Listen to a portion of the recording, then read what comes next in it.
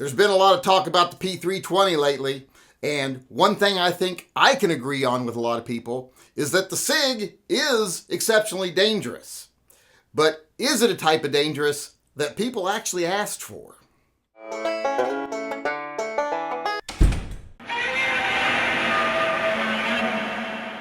Hey everybody, Yankee here. We've been talking about the P320 ad nauseum now. About how, if you pull the trigger back to a certain degree and then shake the slide around, it'll go off. You can make that sear fall away from the striker if you pull the trigger like 95 to 97% of the way first. Doesn't matter how far it is. People will be like, but it's only 3 millimeters or whatever. Well, if you pull it 90% of that 3 millimeters, that's the same as pulling 90% of 10 millimeters. It's the percentage that matters. How much of the action have you done? So I don't know why people are so concerned about the length as much when they're talking about this. They should be concerned about the percentage of the pull. At what stage have you pulled that trigger to before you start shaking it around? And plus, it's kind of silly that people are even saying, well, if you pull the trigger, you can get the gun to go off if you do this. Well, it kind of makes sense. And a lot of people are saying, oh no, it's the fact that you can pull it just most of the way and then get it to go off. You can get that sear to fail. Well, we've got videos demonstrating you can do the same thing with a Glock. I'll link that video in the corner here. You can see a guy doing the same thing with Glocks, putting that screw in the trigger, getting it back to a certain point, and then shaking the slide and making it go off. We've even got videos that show you can do that with a Smith & Wesson 686. I'll link that video up in the corner. You go watch those videos and then you decide for yourself if you think the fact that the SIG, the P320, acts the same way that the Glock or the Smith & Wesson works, well then you can decide if that makes it exceptionally dangerous. Because I don't really think it does. I think that just shows the flaw in the testing. But like I said, I agree the gun's dangerous. But not because it operates in a way that it shouldn't operate, but because Sig Sauer made it operate the way a lot of people thought they wanted. And you can say, well, that was, irresponsible on SIG's part. But I think in a way, partially, they are the victim, be it a willing victim, but they're still the victim of this tacti-tard, tacti-cool operator mentality that has taken over in the last 20 years. This stuff didn't exist. This whole operator culture didn't exist back when I was younger. It's totally an invention of the internet. There were badasses and there were badass professions, but this whole notion that everyone needs to be an operator, that's modern day. That's when people are trying to sell you training and stuff like this and trying to make it seem like using guns it's so difficult. They're so tricky. They're not. But a lot of people, because of this tacti-tard operator mentality, they're like, we want a gun that shoots faster. We want to be able to fire 30 rounds in, the minimum amount of time. We want a gun whose trigger resets shorter. We want a gun whose trigger travels less. We want the fastest possible trigger we can have. And we don't need no safeties. We're operators. And SIG, paid attention to that culture and they said, well, here you go. Here's the ultimate operator's gun. And in doing so, they basically handed people a competition style gun and told them, this is that carry gun you've been looking for. It is not. It is not, in my opinion, and this is my opinion, in any way a carry gun. I've told people this till I'm blue in the face. But that doesn't mean the gun doesn't function the way it's intended. It was intended to shoot faster, have a smoother trigger, have a quicker trigger. Just everything about it was supposed to be instant gratification, instant bang. And a lot of people think they can handle that. Well, I hate to break it to you, a lot of them can't, especially not people like police officers and military who don't live their life around guns, don't usually shoot competition or any of that stuff.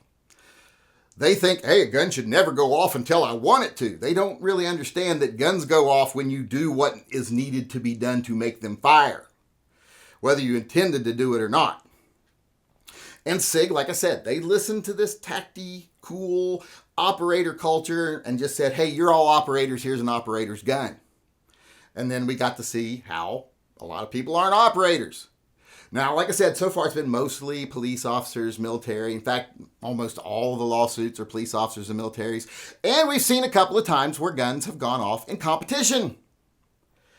And that's an operator trying to be an operator, showing how good they are, how well they operate, I guess. How well an operator operates is important to them. And we've seen one or two supposed NDs there, or supposed uncommanded discharge. No proof of it, except for maybe an eyewitness or something that was there when it happened. But anyone who's ever been involved in court cases knows that eyewitness testimony is always taken with a grain of salt. Especially if they're coached, especially by the person who just did it. If someone just accidentally fired their gun and goes, I wasn't even touching it, I was putting my hands in the air. And the guy goes, oh, well, that's weird, and then repeats what he was told as if he saw it. Because, you can convince yourself you saw it. That's why, like I said, as someone who used to do that in court, question people's testimony, I can tell you, and any lawyer can tell you, eyewitness testimony is incredibly unreliable. There's actually tests in the legal community, little scenarios you go through that shows how unreliable eyewitness testimony is. So till I see evidence that it's acting in a way that wasn't designed, I am not going to believe that. Extraordinary claims require extraordinary evidence. And so far, we've seen very convoluted, weak evidence. People putting screws in triggers, which they can show something. They can show that, yes, that can happen. And that can show you that if you use a holster or anything that partially depresses the trigger or touches the trigger, and then that holster also doesn't keep it from bouncing, or you pull it out and reholster it and it's got that little bit of pressure on the trigger already, that means that gun can easily go off in a holster, bouncing around or being reholstered because you're pulling the trigger. That tiny little bit needs to be pulled, and because it's an operator's gun, it don't need to be pulled much. Like I said, it's basically a competition gun masquerading as a self-defense or a carry gun. But like I said, it's the victim of the culture. SIG gave people what they wanted, and then a lot of people couldn't handle it. Now, I will say most gun owners can handle it just fine. Most people that are actually in the gun community, they're part of gun community culture, they can handle it. They know. You put guns in holsters that are exactly made for them. Not ones that, kind of fit them and fit most of the guns like this. That's not safe, especially with a gun with a trigger like this. And most people know, hey, if I got a gun with a 3.5, 4-pound trigger, everything's got to be perfect because it has zero tolerance for mistakes. Now, police officers don't do that. Often the holsters they use are SIG P320 holsters that have been refurbished. Even some gun manufacturer or holster manufacturers have admitted, well, yeah, we repurposed our 226 holsters. We didn't have to hardly make any changes to them. Well, the 226 doesn't have a 3.5-pound trigger. So, yeah, you probably might have to make some changes. Just because it's safe for a 226 doesn't mean it's safe for a P320. And some people modify holsters, everything. So there's all kinds of reasons a gun can go off in a holster. I'm not going to deny that can happen. But it's because the trigger was actuated. It's because someone depressed the trigger or something depressed the trigger. Or at least depressed it far enough that you were able to then shake the sear off of the ledge. To not get real complicated there. But it's like I said, that's what people asked for. That's what SIG gave them. And now people are attacking SIG because they gave them what they asked for. And police officers couldn't handle it. That's another reason that they were a victim of the tack-tard operator culture, because a lot of those people that are deep in that culture, they also are big old bootlickers. They think police and military are the end-all, be-all. They're the gods, Law enforcement, that's what everyone should want to be. Soldier, that's what everyone should want to be. Well, as someone who's been involved in both of those cultures, I can tell you that, yes, there are some wonderful people in law enforcement. There are some wonderful people in the military. But just like regular society, 88% of them are dumber than rocks. And a lot of them are assholes. So they are not anything that should be placed on a pedestal. They're not people that should be placed on a pedestal. In fact, you're more likely to meet a good person working as a nurse or a school teacher or something else than you are working as a cop or anything like that. And also, the cops and stuff, they're going to be very, very self-assured. Very, they think they're operators. They think they're soldiers. And this is just another example of why they're not. Because when SIG put these guns out there that are operator ready, who's failing with them the most? Police. because they don't know what they're doing when it comes to guns. I don't know why people are suddenly trusting like the FBI. The FBI report was garbage at best. It was like it was done by two agents that graduated with a degree in poli-sci, and then we're told, hey, do a report that says some bad things about the P320, but don't actually say anything anyone can test or check, so be very vague. So suddenly the gun community trusts the FBI. That's like trusting the ATF to do a safety test. Same people. So like I said, in this case, I'll admit the SIG is very dangerous. I've been admitting that from the beginning. A lot of people seem to miss that I said I would not carry one. I don't think you should carry one unless you're up to the task. Now, I wouldn't tell you not to, just like I won't tell you not to appendix carry. I will point out the ridiculous aspects of appendix carry and how it doesn't make sense. It gives you zero net positives, really, and gives you a lot of potential negatives. But I wouldn't tell you not to do it. I'll explain to you why I think it's a bad idea, but you get to do what you want. You're an adult. If you think you're an operator, act like an operator.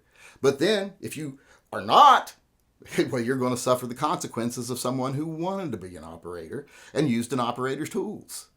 That's just the reality of it. And that's the same thing with the SIG right now. SIG gave people what they wanted. Some people can't handle it. And right now, there's a lot of big money invested in slamming the SIG. Bloomberg has been putting money into the advertising agencies that sponsor a lot of the bigger gun channels. The Giffords program has been putting money into a lot of these agencies that sponsor the big gun channels. And they all say, hey, here, promote this product, promote this product. Oh, and say something questionable about SIG. Keep that ball rolling. Then they take their marching orders and they go. And unfortunately, a lot of people watching them don't bother to check. Don't bother to even reason out. Does it make sense that I'm afraid of my gun because if I wedge a screw in there and pull it back 98% of the way and then bash on it, it'll go off? Well, no. Back in my day, people would have said, you're a fucking idiot. Don't do that.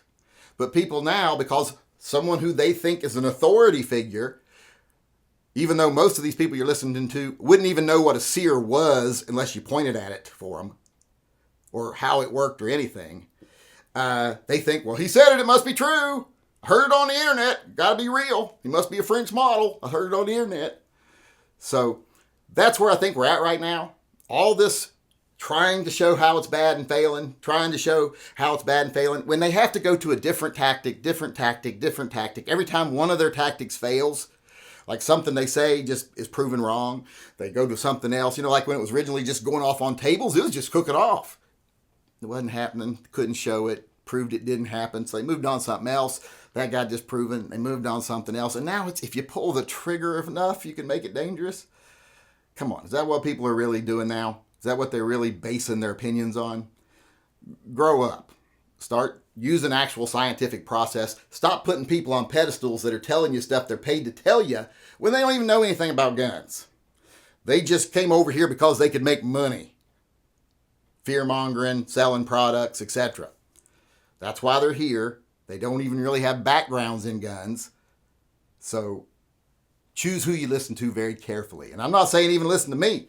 Go do your research. I've been handling guns, shooting guns since I was 6 years old. And I'm almost 60 now. I've torn apart and repaired and reassembled more guns than I bet you most of these gun guys have ever even handled. So, that they own. I mean, they get loaners for a couple of days to do a video and tell you how it's the most wonderful thing in the world. But they've owned very few of them. And repaired one, taken one apart, almost never. So, like I said, SIG gave people what they wanted. They shouldn't have, because it's not something people are ready for. And they definitely shouldn't have marketed it as a carry gun. But if they'd have marketed it as a carry gun for operators, that'd been one thing. But they just marketed it as a carry gun. And this gun is definitely not a carry gun. Hey everybody, Yankee here. Before we go, I just want to take a second to remind everyone that this channel is 100% viewer funded. We don't take a penny from advertisers, retailers. We don't take money from political organizations. There's no one telling me what I need to tell you. Everything that we do is done through the generosity of our viewers, either buying merchandise or becoming a patron or a Subscribe Star member. You're all the ones that support Pets and Vets and TYMP. And that's the reason I can stay true to myself and loyal only to the people who watch my channel. And I can spend my time talking about what I want to talk about, telling what I think needs to be said, and giving you my uncensored take on things I think you need to hear. So if you'd like to help keep things that way, please support the channel by becoming a patron, a Subscribe Star supporter, or just going over to my web store and buying some merch. The links are all in the upper corner of this video.